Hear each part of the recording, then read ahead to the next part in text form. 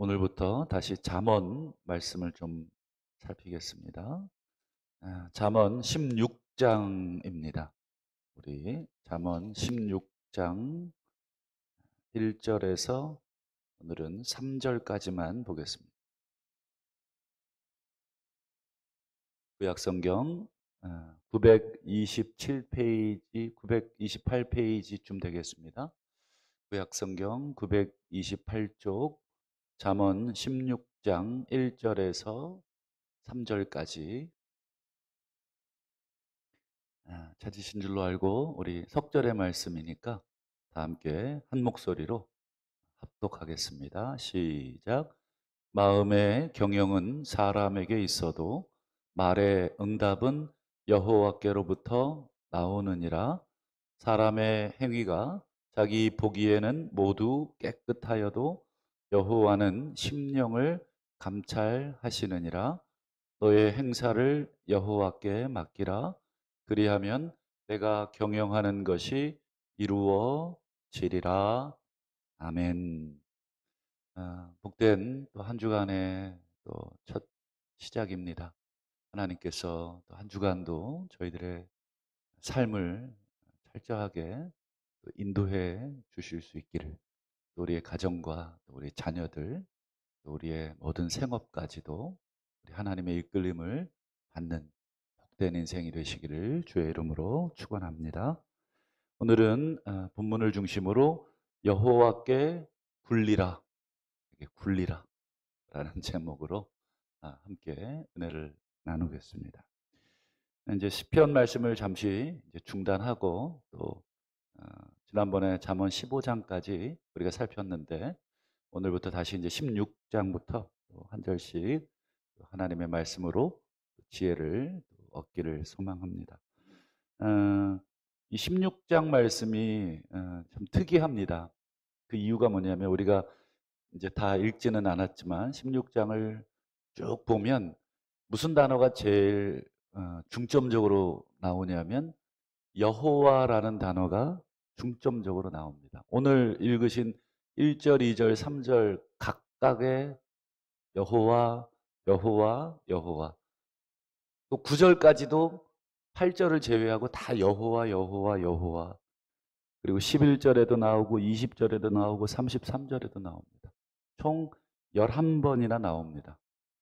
이 잠언 16장에. 그게 무슨 뜻인가? 잠언 전체에 걸쳐서 이 여호와라는 단어를 다 찾아보면 총 33번밖에 안 나옵니다. 총 33번밖에 여호와라는 단어를 쓰지 않았는데, 잠언이 1장부터 31장까지 있잖아요.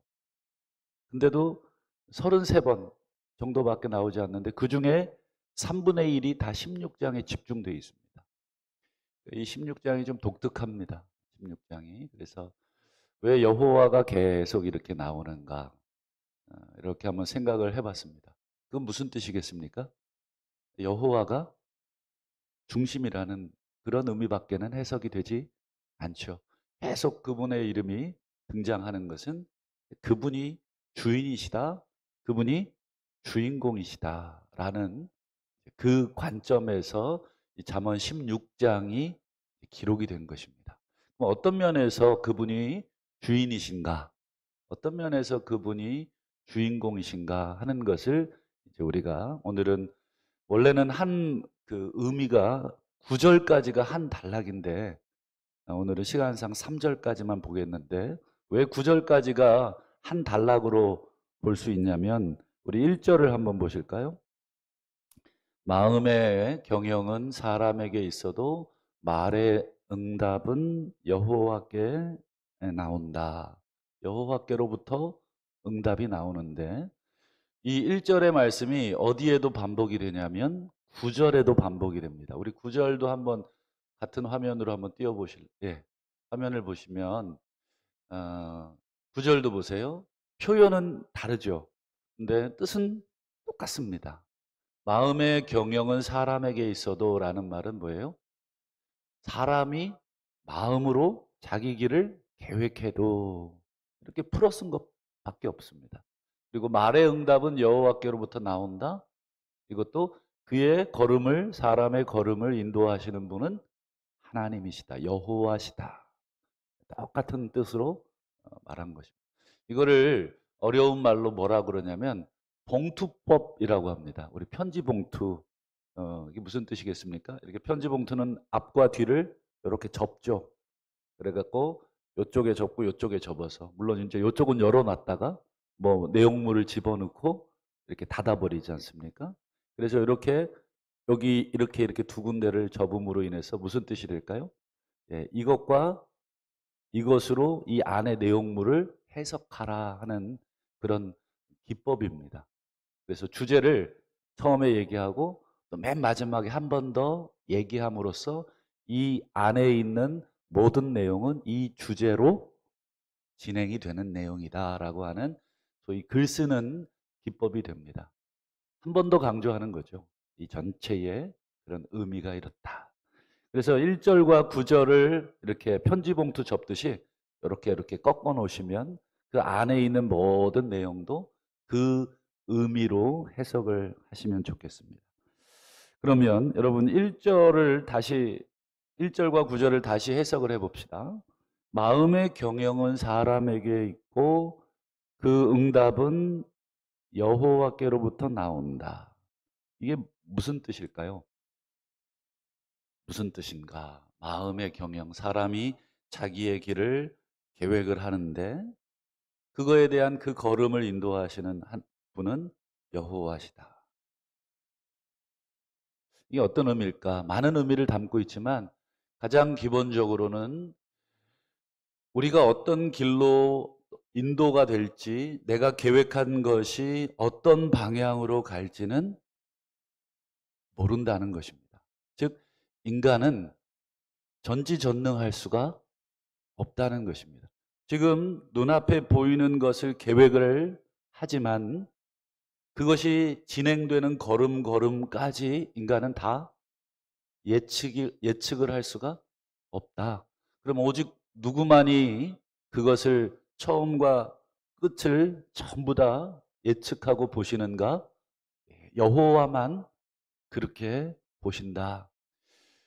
가만 되돌아보면 이 말씀을 우리 인생에 적용해 보면 간단하게 이해가 됩니다. 지금 내 모습을 정말 20대 때는 혹은 10대 때 여러분 혹시 계획하신 분 계십니까? 나는 지금 내 모습대로 살 거야 라고 해서 뭐 공부하시고 그렇게 계획을 짜서 지금 내 나이 60, 70, 80이 되어서 야, 내 계획대로 내 모습이 됐고 내 계획대로 내가 결혼도 하고 이렇게 직업도 갖고 했습니까? 그런 분도 계실지 모르겠습니다만 아마 아무도 없을 겁니다. 저도 목회를 하리라고 계획해 본 적 자체가 없기 때문에 제 인생 자체가 지금까지 뭐 짧은 인생이지만 되돌아보면 제 계획대로 온 것이 거의 없습니다. 가다가 막히고 또 방향을 바꾸게 되고 또 막히고 이게 왜 이러지? 왜 이러지? 1절 말씀과 9절 말씀이 우리의 무엇을 보라는 것입니까? 우리의 한계를 보라는 거예요. 우리는 유한한 존재다라는 것을 깨달으라는 것입니다. 우리가 마치 다 아는 양 그렇게 생각할 수 없다 하는 것. 2절을 보시면 2절을 보시면 사람의 행위가 자기 보기에는 모두 깨끗하여도 여호와는 심령을 감찰하시느니라. 여러분 1절과 2절은 아무 연관성이 없는 구절이 아니고 2절은 1절과 똑같은 내용을 하는 것입니다. 2절이 야 이거 사람이 내가 보기에는 깨끗한데 알고 보니 더러운 사람이구나. 그런 의미가 아니라 1절을 다른 방식으로 풀어 쓴 것이 2절입니다. 이 무슨 뜻이 되겠습니까? 사람의 행위가 자기 보기에는 모두 깨끗하다. 즉 사람은 겉모양밖에 볼 수 있는 능력이 없다는 뜻입니다. 내가 봤을 때 이건 깨끗하네. 그런데 이 속을 보니까 또 다른 것입니다. 내 자체가 더러운 사람이다. 인간은 모두 다 더럽다. 불결하다, 부정하다, 죄가 있다. 이런 뜻으로도 물론 해석이 될 수 있는 이 자체만을 놓고 보면 가능하지만 전체적인 1절과 연결해서 또 9절과 연결해서 그 주제 안에서 2절을 해석을 하면 인간의 행위, 즉 겉모양은 모두 깨끗해 보이는, 즉 저 사람이 봐도 내가 봐도, 즉 나는 겉모양밖에 볼 능력이 없지만 여호와는 무엇까지 보시는 거예요? 그렇죠. 심령까지 보시는 능력이 있으시다는 거예요. 이것도 똑같은 것입니다. 인간이 처음부터 끝까지 모든 인생의 걸음을 다 볼 수 없듯이 인간은 겉과 속을 다 볼 수 없다. 인간에게는 한계가 있다. 우리가 예측하는 것도 한계가 있고 우리의 모든 계획도 한계가 있다. 어떻게 될지 아무도 모르는 것이 우리의 인생이다. 이것을 말씀하고 있는 거예요. 그래서 우리 3절이 결론이 되겠습니다. 3절. 너의 행사를 여호와께 맡기라. 오늘 설교 제목이 이 여호와께 맡기라인데 오늘 설교 제목이 뭡니까? 여호와께 굴리라. 이 맡긴다라고 하는 이 단어를 원문을 찾아보니까 이 굴린다라는 뜻이 있습니다. 갈랄이라고 하는 단어인데 갈랄이라고 하는 단어가 원래 의미는 이렇게 돌돌돌돌 굴려가지고 이렇게 하는 거예요. 여호수아 5장에 보면 광야에서 태어난 2세들은 할례를 못 받았어요. 할례를 못 받아서 이제 여호수아를 통해서 가나안 땅에 들어온 다음에 할례를 받았어요. 그리고는 하시는 말씀이 애굽의 수치를 굴려냈다. 이 단어가 길갈입니다. 길갈. 그래서 길갈에서 할례를 행하거든요. 그래서 길갈이라는 단어가 갈랄이라는 단어에서 온 뜻입니다. 굴렸다 이런 뜻입니다. 여호와께 맡기라. 왜 맡기겠습니까? 여호와만이 처음과 끝을 다 보시고 겉과 속을 다 보시기 때문에 여호와께 굴려드려라. 이게 이제 유대인의 관용적인 표현입니다. 하나님께 이렇게 둘둘둘 말아서 보내드려라. 그러면 내가 경영하는 것이 이루리라. 네가 지금 요것만 보고 네가 지금 겉에만 보고 계획하고 평가하지만 저 끝까지 보시고 속까지 보시는 하나님께 굴려드리면 하나님께서 그걸 받으시고 너의 지금 이 근시안적인 계획을 받으시고 천리안 되시는 하나님께서 너의 그 짐을 너의 그 계획을 끝까지 당신의 방향으로 이끌어 가실 것이다. 그러니 여러분 우리 인생에 가다가 벽이라고 느껴질 때는 벽이 아닌 것입니다. 내 느낌의 벽인 것이지 내 계획이 벽이 되는 것이지 하나님 앞에는 벽이 될 수가 없는 것입니다. 마치 물이 벽을 만나면 타고 넘어가거나 돌아서 흘러가듯이 하나님께 굴려드린 인생은 어떠한 장애물을 만나거나 어떠한 실패라고 느껴지는 걸 만나거나 어떠한 좌절이라고 느껴지는 걸 만나도 실패라고 생각할 여지가 전혀 없습니다. 이미 그 계획은 내 계획이 아니라 여호와께 굴려드린 계획이 되기 때문에 나머지는 여호와께 맡기고 여호와께 묻고 또 하나님이 어느 방향으로 굴리시든지 그 방향을 따라서 내가 함께 굴러가면 되는 것입니다. 우리 3절 말씀은 두 가지로 해석이 되는데 그리하면이라고도 해석이 돼요. 여호와께 내 행사를 맡기라. 그러면 결과로 여호와께서 네가 경영하는 것을 이루어 줄 것이다 라고 결과적으로 해석할 수도 있고 또 하나는 목적으로도 해석할 수 있는 단어입니다. 무슨 얘기입니까? 뒤에 거부터 먼저 해석을 하시면 돼요. 네가 경영하는 것을 이루기 위해서는 이루기 위해서는 여호와께 맡기면 된다. 나는 여기밖에 못 보지만 여호와께서는 끝까지 보시기 때문에 여러분, 나보다 더 능력이 많은 사람에게 맡기면 어떻게 됩니까? 훨씬 잘하죠. 여러분 뭐 돈 좀 갖고 계십니까? 그러면 여러분 돈 어떻게 굴리시는지, 내가 전문가면 내가 굴리면 되지만 여러분 그 돈 누구에게 맡겨야 되겠습니까? 예, 믿을 만한 전문가에게 그 돈을 맡기면 그분이 잘 굴려주는 것입니다. 그게 맡긴다. 여러분 은행에다가 내 돈을 왜 맡기십니까? 내 돈을 왜 굴리십니까? 예, 금융권이 훨씬 나보다 능력이 많고 그 돈으로 그분들이 어디다가 투자를 해줄지를 훨씬 더 잘 보기 때문에 믿고 맡기는 거 아닙니까? 물론 요즘 뭐 날리는 돈도 있나요? 안 맡겨봐서 잘 모르겠습니다만. 여러분 우리의 인생의 짐, 우리의 계획, 실패가 있습니까? 없습니까? 여호와께 맡기지 않기 때문에 실패라고 생각하고 여호와께 맡기지 않기 때문에 야, 왜 이렇게 안 되냐라고 좌절하는 거지. 우리가 맡겨 놓으면 그분이 그분께 우리의 인생이라고 하는 그걸 맡겨 놓으면 잠깐 중간 정산에 손해처럼 보이는 그 순간에도 손해가 아닙니다. 길게 보고 하나님께서 이끌어 가시기 때문에 잠깐의 손해 같아 보여도, 잠깐 막히는 것 같아 보여도 궁극적으로는 하나님께서 굴려주십니다.